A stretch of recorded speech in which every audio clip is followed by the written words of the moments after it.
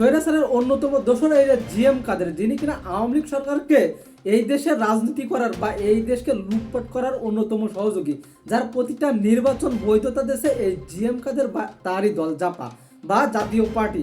So তারই দল বৈধতা দেওয়ার পরে তারা এখন কি করছে, এখন সরাসরি গণভোটে না ভোট দিতে বলছে এবং কি বলছে যে সংবিধান বিরোধী এই গণভোট বা এই না ভোট দেওয়ার তিনি ইঙ্গিত দিচ্ছে, কখনোই তিনি হা ভোটের পক্ষে থাকে নাই।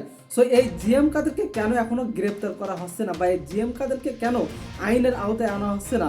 এই জিএম কাদের সেই তো যে কিনা ভারত থেকে দেশে এসে তিনি সাংবাদিকদের বলছিল যে ভারত তাকে যা বলছে তিনি কাউকে বলবেন না, কারণ ভারতের নিষিদ্ধ আছে, সুতরাং ভারতের কথা মতোই সেই চলে।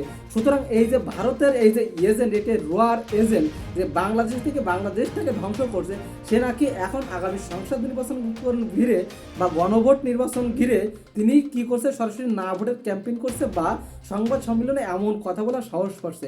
সুতরাং একে এখনো পর্যন্ত কেন আইনের আওতায় আনা হচ্ছে না?